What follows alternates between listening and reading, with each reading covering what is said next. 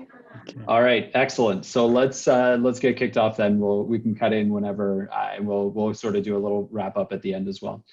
So thanks everybody for joining us today. Much appreciated. We're going to dive into a really interesting topic today on a panel and a discussion that we're calling Gamify Everything, Playing Our Way to a Regenerative Game B Future.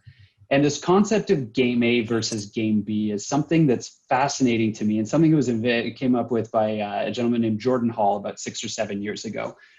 Before we dive into it, my name is Alex McDougall. I'm the co-founder of something called BiCameral Ventures, venture capital fund based out of Toronto. I'm joined today by 6 incredibly esteemed panelists and game creators that we're really going to dive deep into a lot of interesting fields today. And so in this idea of Game A versus Game B, the world we're living in today is effectively Game A on steroids. Game A is easy. Game A is simple to understand. Game A feels fantastic to win. Game A is very aligned with our base biological imperatives. Game A is about profit. Game A is about power distribution. Game A is about winning and losing. And Game A is essentially how we've built and structured our societies and institutions since the medieval age. Now, this concept of Game A is really trying to gamify and simplify and put some order around the dynamics that have sort of led us into this incredibly crunched, frictionless, political, divisive, unequal world that we live in today. And honestly, as we get technology that's allowing us to play Game A better and better and better, these imbalances and these fundamental cracks in our systems are getting deeper and deeper and deeper. And we're sort of in a world today where we've never been less mentally well. We've never been more divided. We've never been more disconnected. This concept of Game B, it's hard. It's complicated. Game B doesn't have clear winners and losers. Game B has complicated goals like meta stability. Game B needs us to really work on overriding our biological imperatives and doing things that are different than our lizard brain is generally telling us to do on one day. But Game B is sort of our shot at changing the rules of our fundamental foundation and creating this regenerative collaborative future that we're all looking to build. So I'm not going to get into the specific depths of Game B right now, because that's sort of the point of this series of content that we're looking to create, and also a fascinating rabbit hole to dive into as you go through the internet. But I do want to talk about two very brief and I don't call them simple, but two core concepts to Game B. And this is in the words of Jordan Hall, one of its creators. Game B is about developing the capacity to understand and implement very complex world and exist in a complex world without needing to understand all the way down to the ground floor very complex systems. So it's about developing the capabilities to sit with complexity and to sit with mutually exclusive goals and to deal for a longer and longer period of time without things being black and white, with being able to develop the resiliency and the skill set to exist in this complicated world that doesn't have easy solutions, doesn't have easy short-term dopamine hits, and doesn't have this sort of immediate gratification that the Game A world feeds to you on a spoon on a regular basis. And the second really core concept about Game B is this idea of it being a meta protocol for hyper collaboration. Now, in today's world, we have this idea of collaboration where we're simplifying our organizations, we're trying to do more things in a collaborative manner, but generally it's all within the service of Game A goals, which is profit maximization, power, influence, those types of Game A understandings. Now, this idea of hyper collaboration is super fascinating because it essentially, it's an unwritten code, but we're all trying to solve similar things. So without even knowing about it, there's these decentralized pools of players around the world that are all collaborating with each other without even really being aware of it. So if we're all moving in this same direction, away from kind of these Game A rules in terms of this maximizing collective benefit, Game B situation, you're going to find collaborators without even knowing it.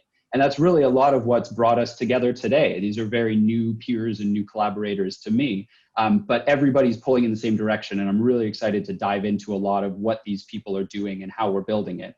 So with complicated ideas like Game B, we sort of have this spectrum of ways to disseminate them. And on the far left is the idealistic way. You give somebody a textbook and say, here's the Game B textbook, please internalize this. learn all the rules, learn it down to its fundamental core, internalize these concepts, and let's go forward. It's sticky, it's resilient, it's flexible, people can make it their own, but it's really hard to do. And it's really challenging to get people to spend the time, actually put the effort into learn and internalize all these concepts. And so you're limited to the scope of people who are really, really committed to getting into this world. And on the complete other end is sort of the rational approach of what's the infrastructure that we have today? What are the behaviors that we want to get out of Game B players? Can we use Facebook to manipulate people into essentially using these more collaborative behaviors? Can we tell people scary stories that will happen to them if they don't do these collaborative behaviors? It's not sticky, it's not resilient. If what we want people to do changes, then we need to go through this whole process again, but it's scalable and you can get those ideas out to a lot of people in a very short period of time. And in the middle, there's this entire spectrum of concepts and ideas for how to introduce this fundamentally different way of thinking and different way of acting and different way of playing our game. And that's really where we want to dive into today, is this concept of we've always used games to tell simplified reality. Can we use actual games now to tell a completely different, simplified, and better reality? We've always used games to educate people. Can we use games to educate people in an entirely new paradigm? And really interestingly, we use gamifications all the time today in our current consumer-facing platforms. Can we, to teach them user behaviors that we want them to do? So points, likes, social credit, feedback, comments, all of those things are gamification because I'm winning social media, I'm winning this, I'm winning that. Can we use this concept of gamification to get users and to get users to undertake an entirely different set of collaborative behaviors that are required for this next generation of collaborative platforms that we're building? And really that's where we want to dive into today is how can we use actual games to play our way to this better future? Can we use games to thread the needle between these two outcomes of disseminating this idea, disseminating these ideas? And so we're joined today by 5 panelists who have all spent time building their own incredible and really interesting games that we'll dive into a little bit. Today, we're going to stay a little bit higher level and talk about the history of games, the future of games, and do a lot of navel gazing about games today. And then in future pieces of this series that we're going to build, we're actually going to dive directly into these games with all of these panelists and really think about what are we learning, what reality are we simplifying, what are we actually trying to get through in these concepts, and how are we sort of moving players of this game towards this Game B collaborative regenerative future? So with that in mind, let's dive into our panel today. I've got Simone DeWin, Pipong Terracorn, Joaquin Stroh, and Michael Sterling with us. And what we're going to be diving into today, I want to do a roundtable introduction where please introduce yourself, talk a little bit about the game you built, and then let's start with the history. How have games shaped us and influenced us today? Simone, do you want to start? Yeah, I'm going to start. So I'm Simone de Wijn from the Netherlands. And with our team, a philosopher and my partner, he's an artist and designer, we made the MeWe game, so 5 or 6 years ago. And it was already a complex system game. But we play the game with several groups and people don't understand the complexity of the game. So my partner and I decided 1 month ago to make some frameworks and design thinking tools. So I think the participants in this group understand what frameworks is. So why I think it's a good way of interact with others is to in the concept of proof, what we have now is a framework for community building. So for example, in the south of Italy, someone starts with this framework in his own community. So I think the game could be also directly introduced in a humanistic world. Thus not only in a digital world in our minds, but also in an interactive way of living. So what we do is we developed a concept of community, and we think the whole system, what you were mentioned, Alex, is the whole system has to change from me to we. So I did an emergenetics, an American workshop where I know myself more.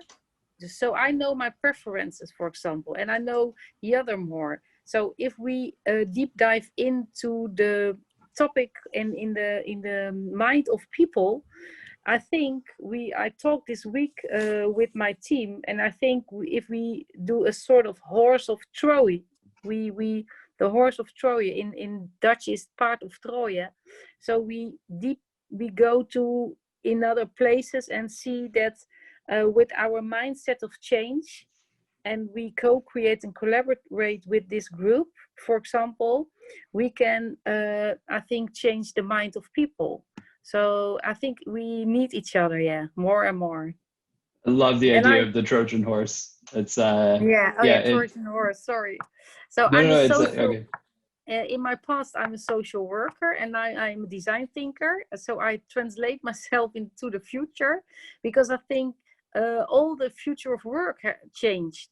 So what we deliver is a value conscious concept, and we are for differences. So for us, differences between people is very important, and the values of people. So I'm more a people minds game for the whole system. I'm not so technical, but I'm more a design thinker. I'm very curious in myself, and we have to create curious people and more, because I think the world now is dead, and we are not living anymore. So we are very scary about others and about living. So I think in game B, we can live with ourselves in a more beautiful world. And I think yeah, how we do that? That is my Very question. interesting.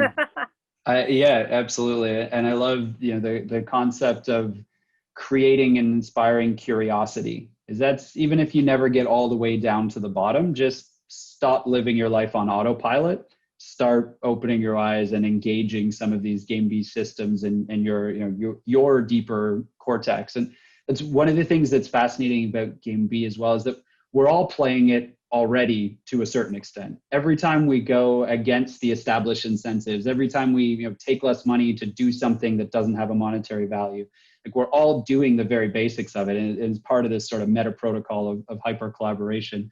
But really interested to dive into that. Thanks very much, Simone. Joaquin? Okay. Yeah, thank you, Alex. Thank you, Simone.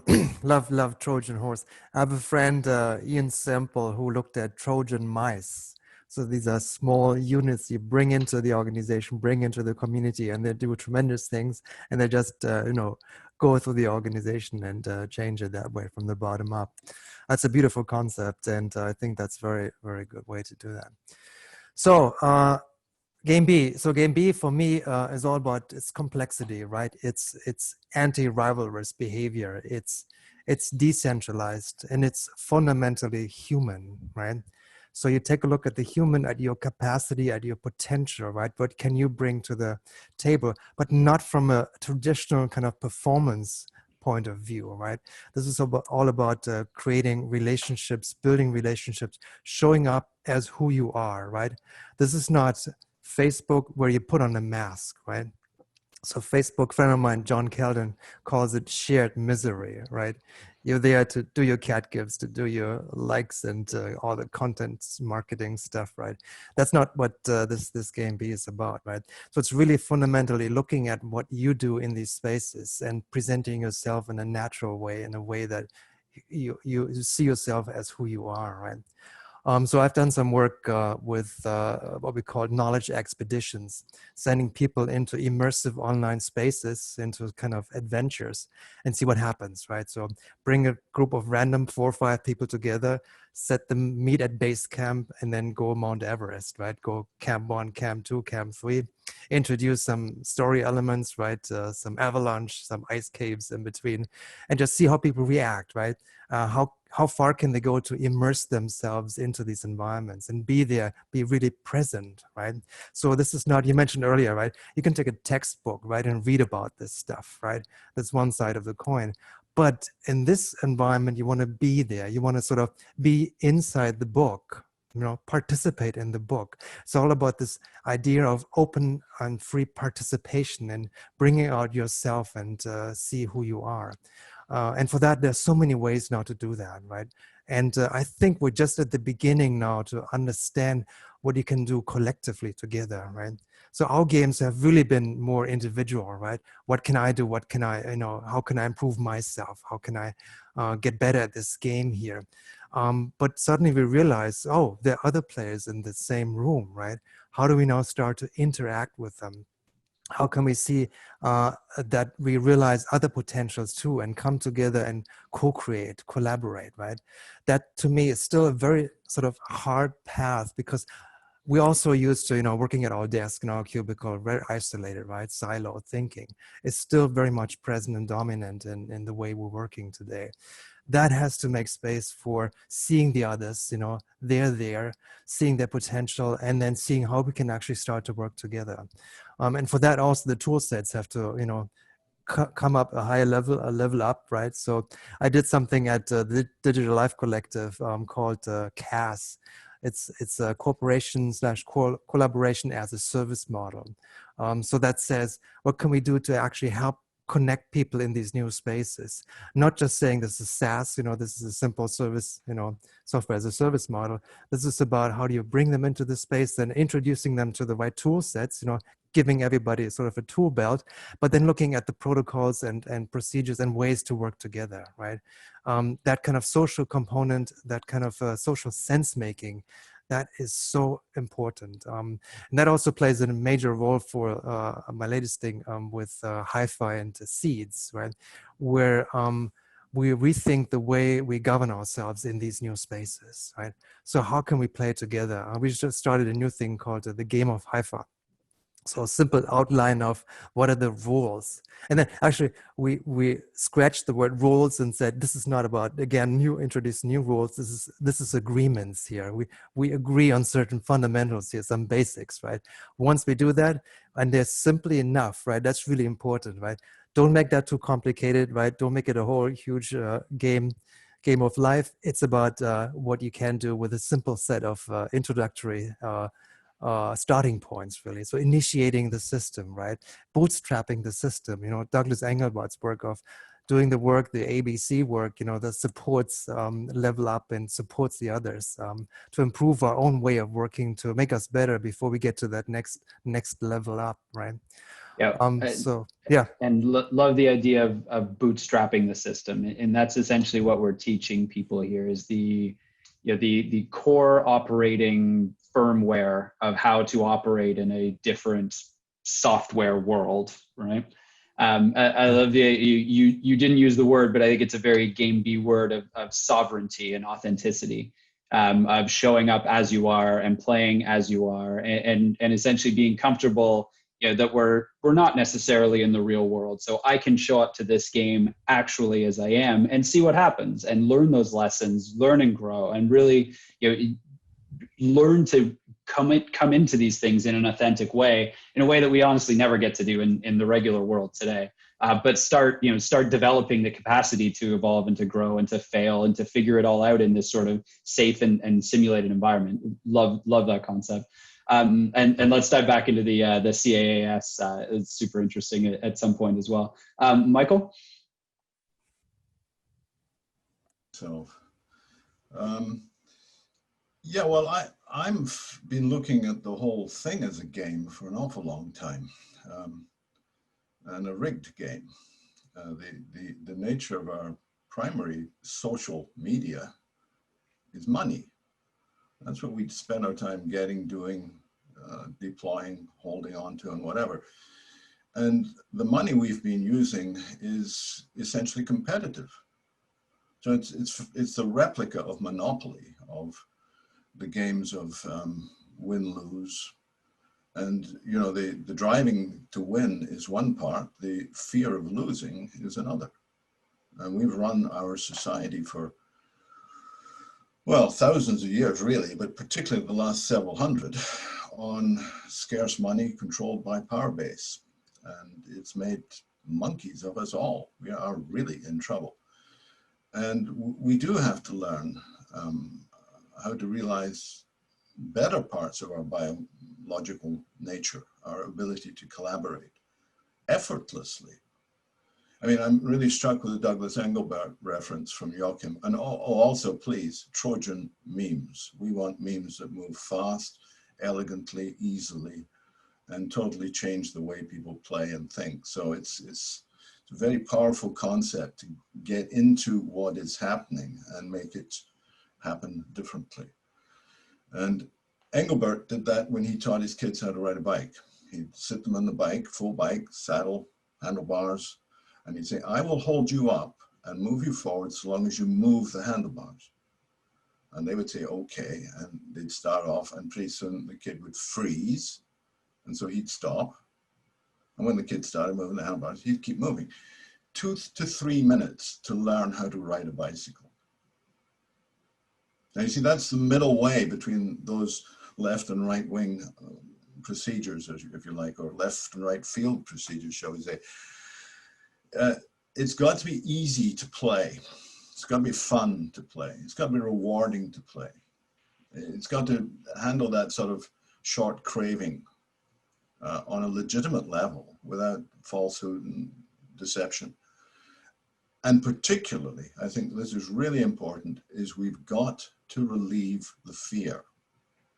The fear is the biggest lock in our package at the moment. And so we need to fear less and get on with it. So I'm looking forward to this conversation very much. Thank you very much for having me here. That's really interesting that 2 of you guys have brought up fear so far. And Joachim hinted at it as well. Just fear of we live on such a razor's edge right now, especially with the propagation details of social media, and this insane cancel culture that we have of every time you do anything different, there's this incredible fear of just what the repercussions are, and it's so hard to go back because nothing ever goes away. That's a really interesting byproduct of this. I've always thought about it of, the real world is complicated. Let's simplify it and teach lessons within that. It's as much the real world is terrifying, and let's get a safe environment to at least live our authentic self and learn what that means.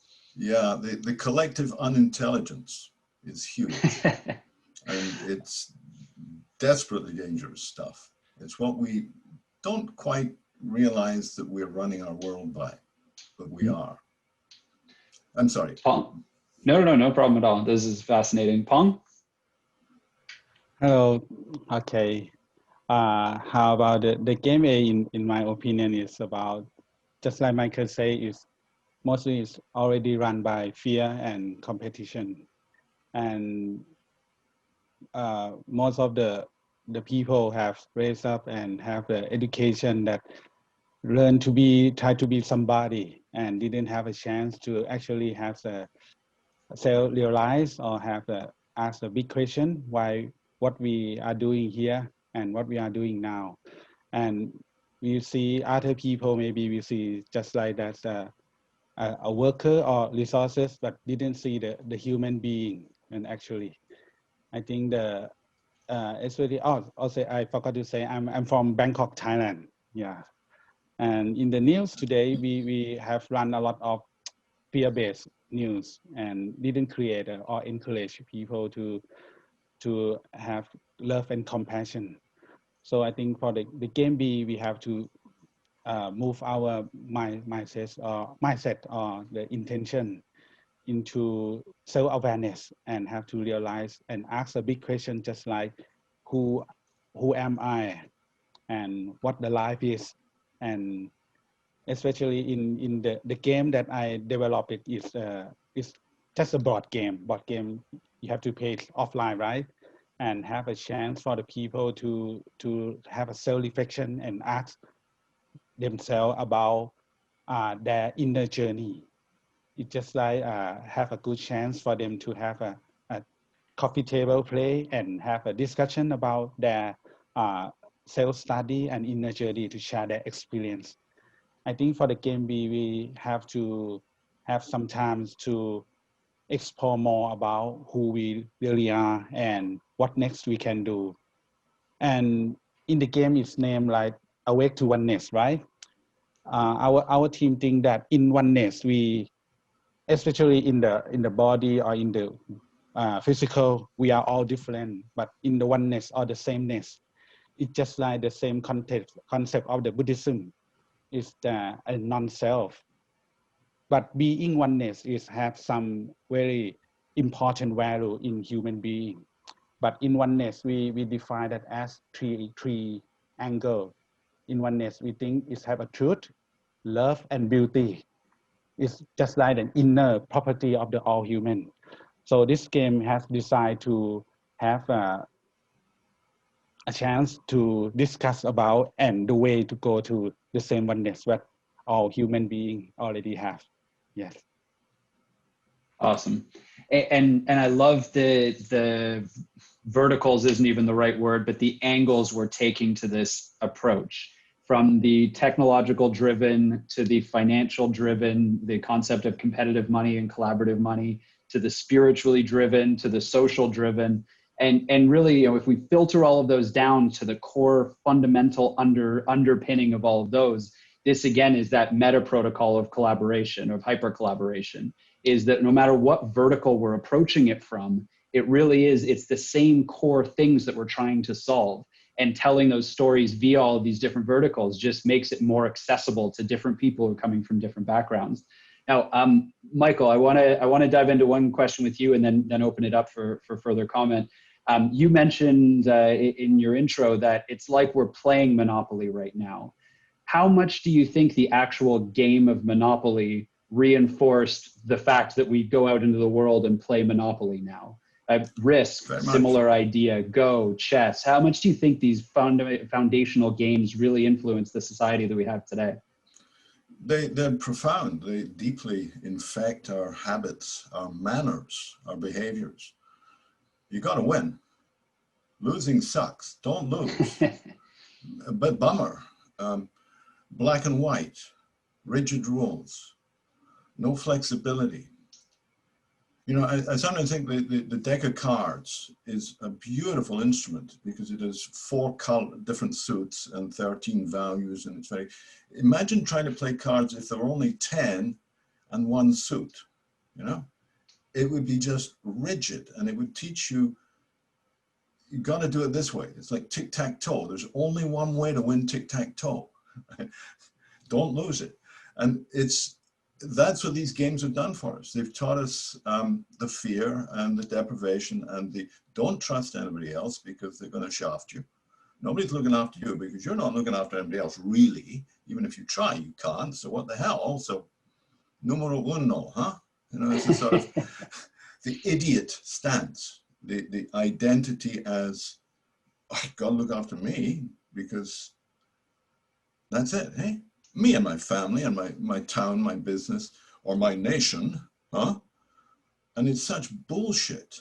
We got to find ways to be supportive of each other rather than just threatening each other all the time. So yeah, that's my diatribe on those games. Thank you. Fair enough. Joachim, Simone, Pong, do you want to jump in on that?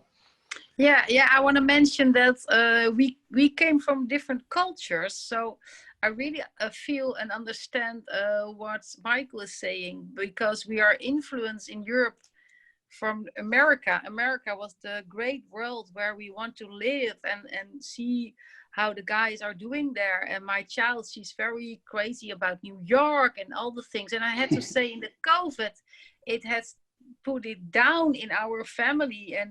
And I said to her, do you think that people are living there in a more beautiful world? So we are influenced, but we are different. We come from different cultures. So maybe we can sense about that. That's very important when we talk. So in Europe, for example, the Netherlands is a so small land, but I think we are innovative. But in my point of view, we have also a big problem with all of us, and that scarcity in the COVID. You see and feel that in the world. You feel that there is so much scarcity. And Joachim mentions we have social sense making, he said. That's very important for us, to be aware of ourselves and to be aware that we are living beings with sense.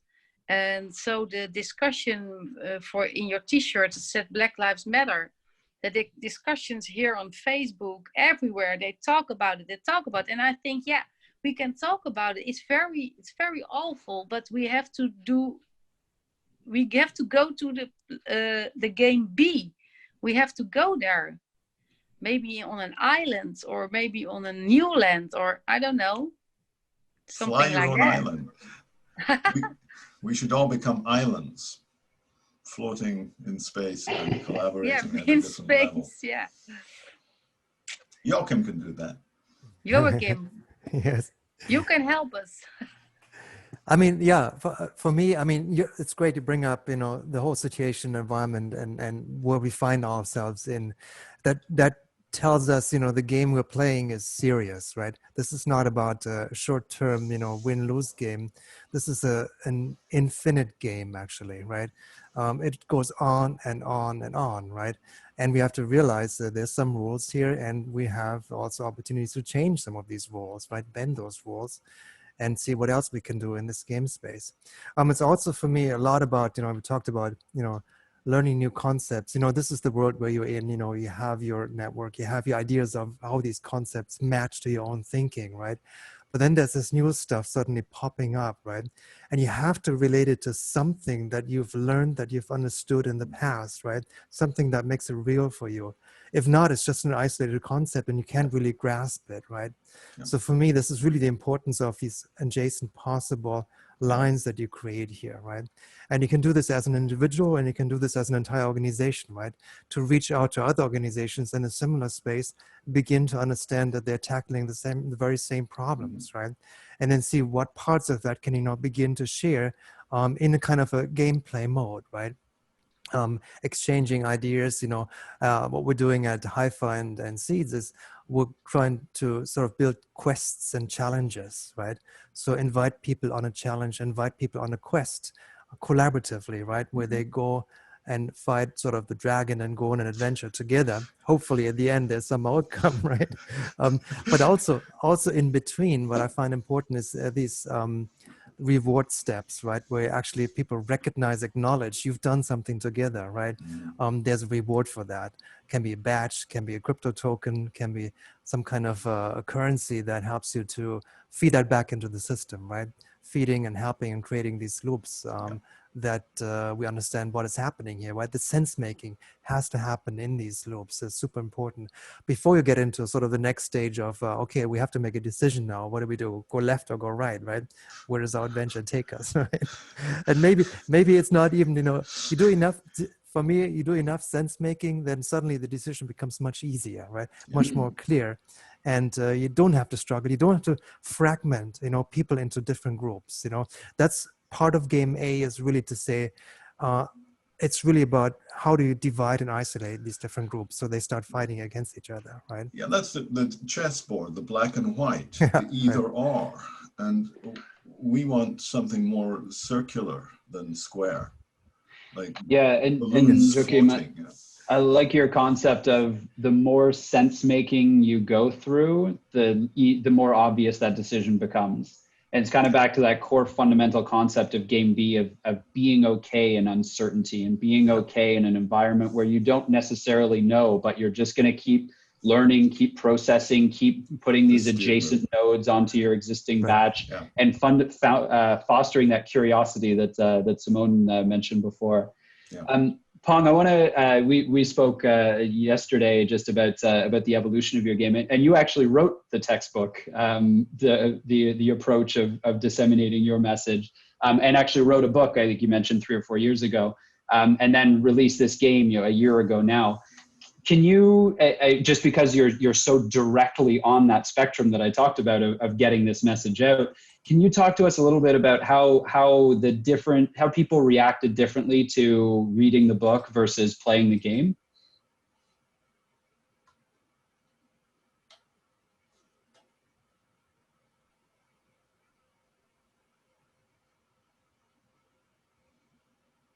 Yes, Alex, you asked me, right? Oh yeah, can you talk to us a little bit about how people Oh, reacted sorry. differently between reading the book and playing the All game? right. Did they Right, learn right. different things, internalize different pieces of it? Yeah. Just like reading the book is, it's just like reading the experience of other people or get to know the concept of their inner journey, right?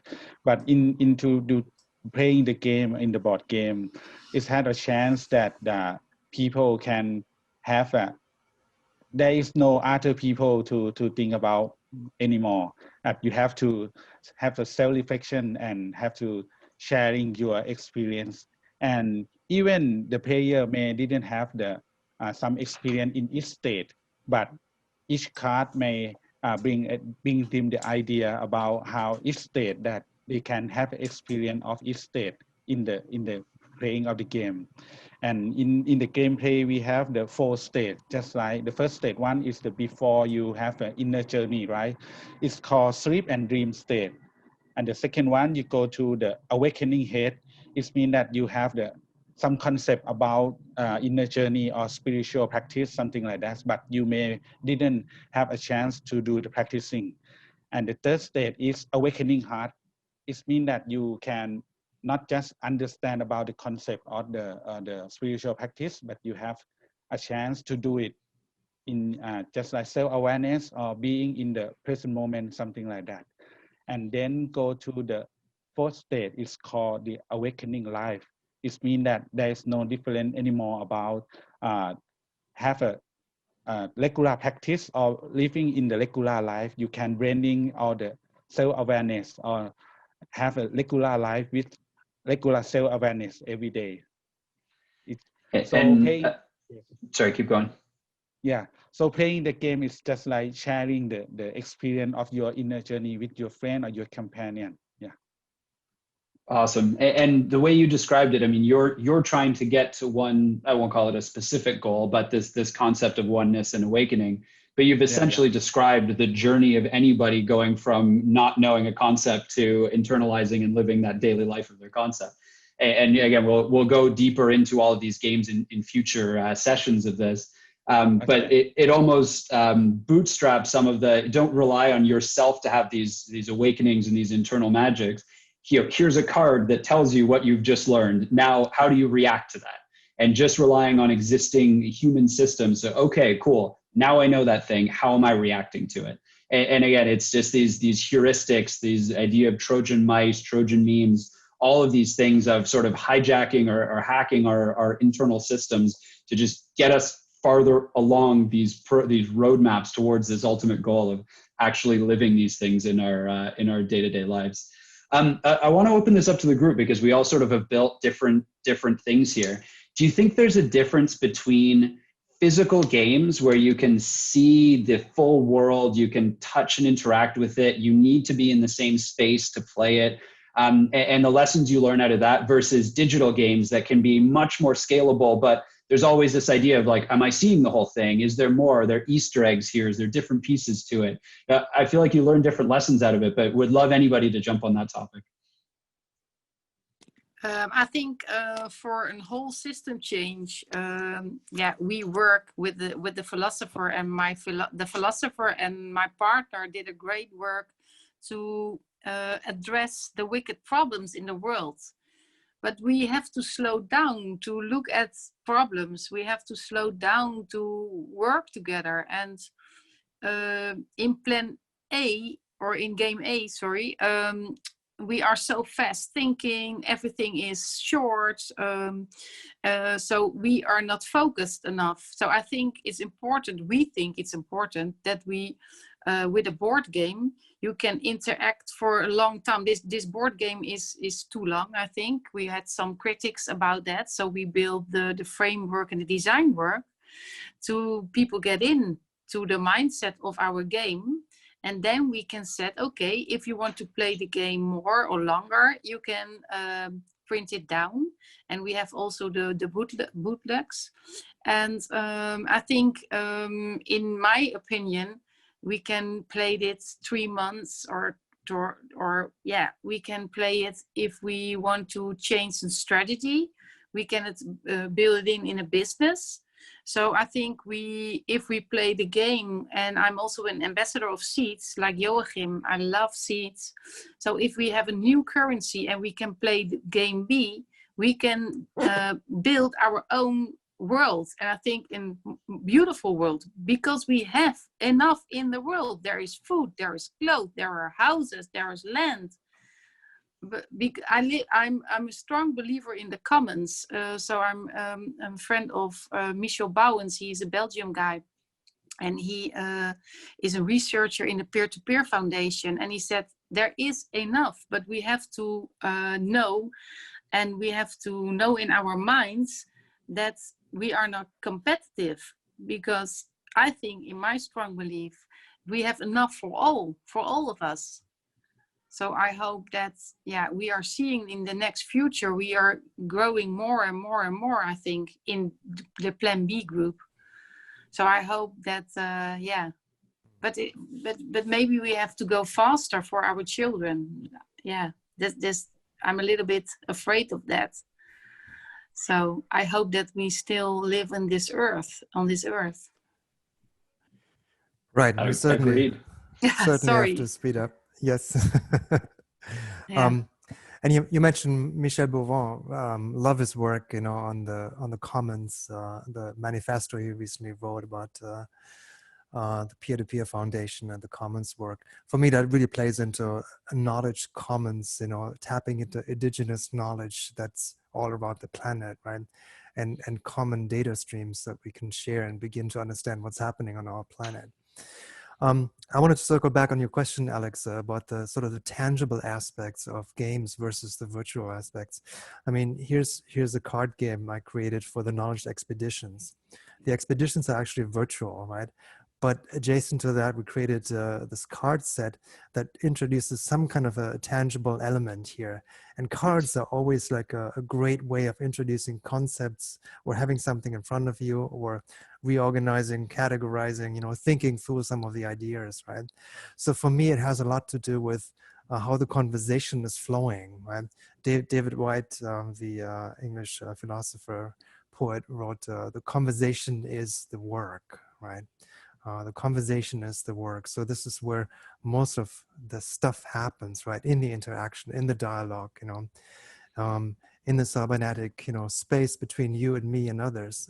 That's where all of the decisions and the thinking is happening. And the question then becomes, if you have a physical object like that, how do you introduce that into a virtual conversation, right? And I think we're also beginning to experiment with this idea of, sort of injecting virtual cards into a conversation, saying, here, this is what we just talked about, or here's a concept that clarifies what we just agreed upon, and then build on top of that, right? It's all about, getting to the next higher sense-making level, right? Sense-making plateau, seeing the world from a different view, different perspective, right? Bringing everybody else on top of this level, right? So we all get an agreement. And once we're there, then looking for the next one, right? Because the journey doesn't end at that stage, right? So for me, there's a fascinating exploration happening between the physical spaces and the virtual spaces, right? And the intersection of the two, right? We have people on the ground, on the farm, being there, and they want to connect to the others that are online. What can they bring to the table? How can they participate in this game, right? That there are ways they feel present, they feel there, right? And the people who are isolated, we have a member somewhere in Patagonia on a small farm there, right? He wants to share what he's doing there, right? And he wants to tap into the knowledge that we're creating, co-creating here, right? And we want to bring him in, certainly, right? But it's this intersection between the virtual and the real, right? The physical space. That's interesting one of the emphasis in Jordan Hall's recent work is the distinction between the virtual global city that we have available to us now, and the need also to live in real village, in physical contact, physical relationship with each other, and how to marry the complexities that each makes available. Where usually in a physical city, you get the pressure, but you get the crush, you get the mess, the entropy, the noise, the whole thing. Now, talking about global spaces for finding these common experiences. common being, I think, the huge word here. And the opportunity for free speech is commons. It's there if we take it. And the opportunity for community money is also a commons in exactly the same way. It must be taken, otherwise, what is it? Where is it? So I think getting down in common is core to this whole game. Yeah, interesting. I'm fascinated by the intersection of the physical and the digital. There's something so back to the previous panel we did in this series was called Going Back to Go Forwards. And essentially this idea of disconnecting, which is frankly impossible in today's world. But in one scenario, when everybody's in a room together and everybody's playing the same board game, maybe they've got their phones, maybe they don't even have their phones. But for one period of just the entire world and universe is self-contained within this box and within this room, that is a very like heartening idea and concept. But it's obviously massively unscalable, and especially in COVID world where we're living now, it's even more impossible or impractical to actually get scalable benefits out of that. And so marrying these concepts, and I always think about it as sort of bringing human integrity into the machine speed of getting our true authentic selves, our sovereign selves, however we want to think about it, but giving us the ability to enter these digital platforms, but not the digital platforms of today that are all operating on game A mode, where we enter as a meat space human and we get processed and data mined and then sold stuff and manipulated in a bunch of different ways. But entering as sort of a game B machine speed human, and then playing these virtual games in an entirely scalable world, but on a basis that we have our human integrity still intact, leveraging the technologies of today rather than needing to fundamentally defend against the technologies of today. We're running up on time here, but let's end this on a constructive, hopeful, and practical note before we dive into our next panels and then next discussions of actually going in and playing some of these games. Can we go around and in a minute or so, what should anybody listening to this today, what should they close their browser and what should they go and do right now to just get started down this path? Simone, maybe we'll start with you. Oh, I have to start. Get to start. So what people get to do now, or what I think of this conversation? Sorry, I don't know what you mean. No, sorry, just a practical tip on what people should do right when they're done listening to this panel. And it could definitely be go and play MeWe, go and play your game. Just practical. Let's take it from theoretical to something people can actually hold on to. Yeah, as a consultant, I said, okay, go to the meweworld.com, print down the framework, and we're gonna play next couple of months every Friday from 5 till 8, and get your beer and we play the game. Now, yeah, so sort of way. So I think it has to be playful and serious at the same time. And I love what Joachim said also, the intersection. I write it down. And I think it's a very interesting conversation because it's also where we work on. So the proof of concept in the villages, but also online, offline. How can I do that and manage that? So awesome. So MeWe.com. Yeah, I write it down here in the chat. Yeah. Sure. Yeah, I think we'll have. Yeah, we can make it work in visualization after. But I sent it to you guys. Yeah. Sure. I'm just thinking, the best way for an audience to get it and to process it. For our but I think we'll have some visualizations that'll go through this, and so we can have it pop up on the screen as you say it. Yeah, and I want to. Yeah, that's why I'm also in the group. I want to help me guys with organization. I'm not so good at, but yeah, it's okay. But we have to facilitate. We have the cards. We have innovation cards. We have action cards. We already designed it. So we're gonna play our own games. Yep, that's the plan of this group, is to play everybody's games going forward, and then do more content like this where we circle back on these concepts of physical versus digital, what we're learning, this simplified, sanitized reality, and just dig into what we're learning and why we're playing these games. Okay, so we'll cut the minute piece out of what we've just talked about, but let's finish the roundtable and then we'll wrap it up after that. Michael, what should users be leaving this panel, leaving this video, and going to do right now? Well, I've left a little script in the chat text. It cites a game called Let's Play, which works as a physical game. That's it, with some Monopoly money. You can play it with as many people as you can usefully get in a room or distribute around a process. We actually designed this game for crowds at Expo 86. So it's got a little history behind it. And it's now online at play.lets.net. And the instructions are right there. Games are fantastic. Joachim? Yeah, from my end, if you want to play the Game of Seeds, I know Simone already playing that. Go to joinseeds.com. You can learn all about what that is about.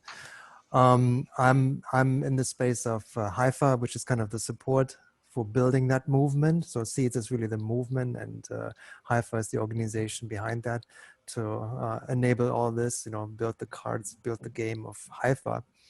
For those players, right, who are rather in the organization, and see what else can we do to make decisions together, improve the tool sets, and build an ecosystem really of other players that are coming into the space. So go check that out if you're interested. Amazing. And Pong? Yeah. So for the Awake to Oneness, since it's just a new game, just launched for a couple of months, and I'm so sorry we didn't have in English yet, but we are doing the translation now, and I think we have the English version in a couple of months. So I thank you, and thank you everyone to have a chance to listen me in this panel too. Yeah. Thank you. Amazing. Thanks so much, guys. This has been absolutely fantastic. I always want to make these things hopeful, and especially in a world where it's so challenging and it's designed to be sort of downtrodden and designed to be stressful and designed to be combative and designed to put us in a situation where, quite frankly, we're easily manipulated, because when we're in a stress response situation, our range of reactions shrinks right down to almost nothing, and we're much more pliable. And so to have these discussions, to have these conversations where we're kind of breaking out of just what our daily grind of information flow is, and really think about it, is we don't get that many opportunities to have a needle off the record moment of just like, let's stop everything and all of sort of the subliminal subconscious processes that are pushing us in one direction. Let's all lift our heads up. Let's play a game. Let's connect with people. Let's have fun. Let's interact with each other. Let's use our virtual platforms. But let's Trojan mouse our way to a better next paradigm, right? Like, let's learn in these easy, simple, fun ways and just start taking one step. There's one thing different that diverges from sort of the game A herd right now, and that's all that it starts because of this hyper collaboration methodology that's the fundamental underpinning of game B. It doesn't take much. It just takes a little bit of a divergence, and it self-reinforces and builds and builds and builds. So thank you guys again. This has been fantastic as always. We look forward to digging into all of your games individually, playing them, and really diving deep on all the lessons. Thanks very much. All right. Bye. Thank you. Thank you. Thank you. Bye-bye. Bye-bye. Bye-bye. Awesome.